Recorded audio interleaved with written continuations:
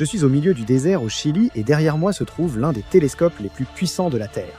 L'observatoire Vera Cerubin a coûté plus d'1 milliard de dollars, a pris 20 ans à construire et contient la plus grande caméra jamais fabriquée. Il est tellement puissant qu'il pourrait repérer une seule bougie allumée à la surface de la Lune. Et je suis venu jusqu'au Chili pour essayer de comprendre pourquoi ils l'ont construit et pourquoi tout le monde dit qu'il est sur le point de révolutionner l'astronomie à jamais. Allons dans les coulisses où je peux vous montrer des découvertes scientifiques époustouflantes encore inédites sur YouTube. Mon voyage vers le désert chilien a commencé tôt, en Australie. J'ai survolé le Pacifique et j'ai su que j'étais proche lorsque j'ai aperçu les Andes. Après plus de 26 heures de voyage, j'étais enfin arrivé à La Serena, une petite ville côtière près de l'observatoire où vivent la plupart des scientifiques.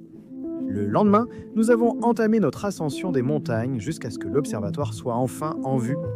Le télescope est installé au sommet du Cerro Pachón, une montagne dans le désert d'Atacama. Le site se trouve à une altitude de 2680 mètres, soit environ 8800 pieds, bien au-dessus des nuages où l'atmosphère est agréable et calme pour les observations. Et enfin, j'étais arrivé et c'était à couper le souffle.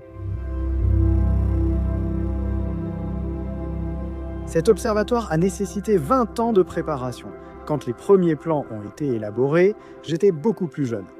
Mais les astronomes rêvaient de cette mission depuis la fin des années 90, voire bien avant cela. Leur but était de créer un télescope à matière noire pouvant imager en profondeur et rapidement une vaste région du ciel. L'observatoire porte le nom de la regrettée Vera Rubin, une astronome qui a essentiellement découvert la matière noire et a consacré sa vie à l'étudier. C'est le premier observatoire national américain à porter le nom d'une femme. En 20 ans, le site a été totalement transformé. L'observatoire Senti a été construit, le miroir monté sur la montagne, et enfin le plus grand appareil photo numérique jamais fabriqué a été installé, complétant l'installation que j'allais découvrir en exclusivité. Et je veux dire vraiment en exclusivité. Plus tard dans la vidéo, j'ai eu un aperçu en avant-première des toutes premières images de Rubin et je vais vous les montrer. Il était enfin temps d'explorer l'intérieur de l'observatoire. On m'a emmené au dernier étage où se trouve le télescope et la caméra pour voir à quelle vitesse il peut se déplacer. Et j'ai trouvé que ça avait l'air plutôt rapide, sachant que le télescope pèse autant qu'un avion. Mais dans ces séquences, il ne se déplace qu'à 10% de sa vitesse maximale. Voici son allure à pleine vitesse. C'est comme déplacer et faire tourner un énorme Boeing 747 et le faire s'arrêter net en à peine 4 secondes. Ce télescope de 350 tonnes constitue la masse en mouvement. Et il est si parfaitement équilibré que vous pouvez le déplacer à la main. C'est cette vitesse folle qui est le véritable super pouvoir de Rubin. Et voici comment il utilise cette vitesse. Tout d'abord, le télescope se verrouille sur une seule grande portion du ciel d'environ 9,6 degrés carrés. On pourrait faire tenir environ 40 pleines lunes à l'intérieur de ce cadre. Ensuite, Rubin prend 2 expositions consécutives, laissant à chaque fois l'obturateur ouvert pendant 15 secondes pour capter autant de lumière stellaire que possible. Et enfin, le télescope se déplace vers la prochaine portion du ciel, recommençant toute la séquence seulement quelques secondes plus tard. C'est cette vitesse folle qui permet à Rubin de prendre environ 1000 photos chaque nuit, suffisamment pour cartographier tout le ciel visible en seulement 3 nuits d'observation. Tout le monde n'a pas la chance de faire cette partie.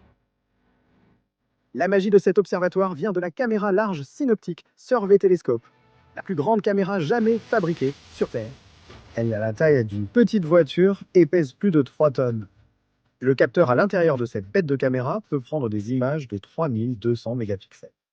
Pour référence, les photos de votre iPhone font probablement environ 40 mégapixels. Ce capteur est en réalité composé de 189 capteurs individuels disposés en grille pour nous donner l'image finale. L'ensemble de la grille est ensuite refroidi à moins 100 degrés Celsius pour éliminer le bruit thermique. Et le résultat est une image d'une qualité incroyablement élevée de chaque portion du ciel que Rubin observe. La taille de la portion du ciel que Rubin photographie est ce qui le distingue des autres télescopes. Voici la portion couverte par une seule image de Rubin près de 3 degrés carrés. Voici la pleine lune pour donner une idée de l'échelle. Et maintenant, qu'en est-il du James Webb Space Telescope? Eh bien, chaque image du James Webb Space Telescope, comme celle-ci, ou même celle-là, est contenue dans ce minuscule morceau de ciel. Alors qu'un télescope comme le James Webb Space Telescope observe en profondeur avec des détails incroyables des objets lointains, Ruben utilise son immense champ de vision pour se déplacer rapidement et imager l'ensemble du ciel. L'autre chose incroyable à propos de la caméra large Synoptic Survey Telescope, c'est qu'elle prend en fait des photos de chaque portion du ciel à travers 6 filtres différents et chacun révèle quelque chose d'unique et de magnifique. Le filtre ultraviolet révèle de jeunes étoiles chaudes et de brillantes explosions de supernovas. Le filtre bleu-vert nous montre de magnifiques nuages de gaz qui finiront par former de nouvelles étoiles. Le filtre rouge nous montre de nombreuses étoiles brillantes et des astéroïdes. Le filtre de la bande Scie traverse la poussière interstellaire et nous montre les étoiles nouveau-nées qui viennent tout juste de naître. Le filtre proche infrarouge agit comme une vision nocturne, nous montrant des étoiles géantes rouges froides et des galaxies vraiment lointaines. Et enfin, le filtre de la bande grise nous aide à percer la poussière de la Voie lactée, pour voir ce qui se passe au cœur de notre galaxie. Les scientifiques combinent ensuite les résultats de tous ces filtres pour nous donner une vue complète de ce qui se passe dans chaque portion du ciel.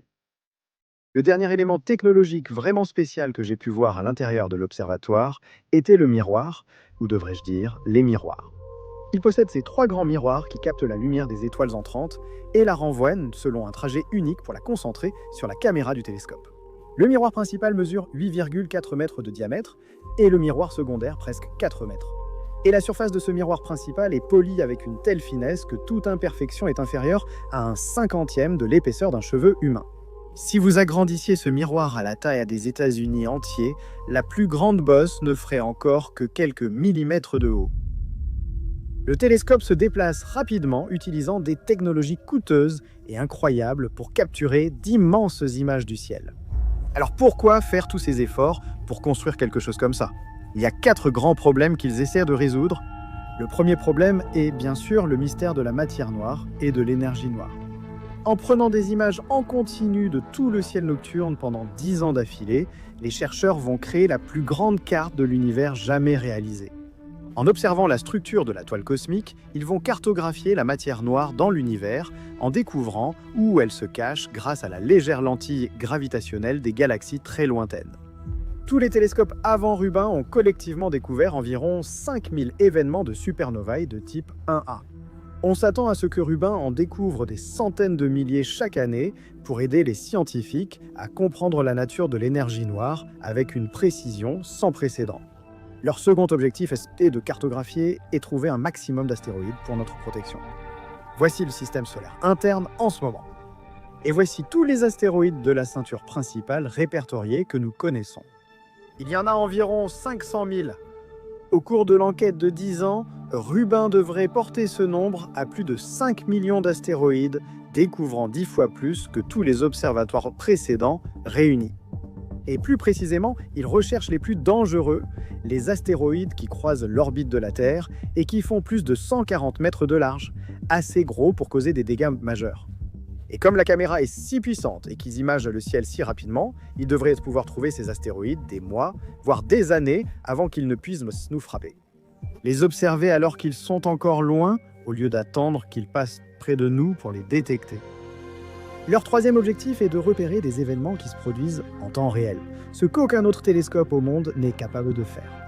Chaque portion du ciel est photographiée 2 fois, l'une après l'autre, afin que la nouvelle image prise puisse être soustraite numériquement de l'image précédente pour détecter tout changement. Tout changement sera diffusé mondialement en alerte en moins d'1 minute. Regardez, un nouvel astéroïde a été découvert. Oh, et là-bas, une étoile vient juste d'exploser en supernova. Un trou noir dévore une étoile, créant une perturbation de marée.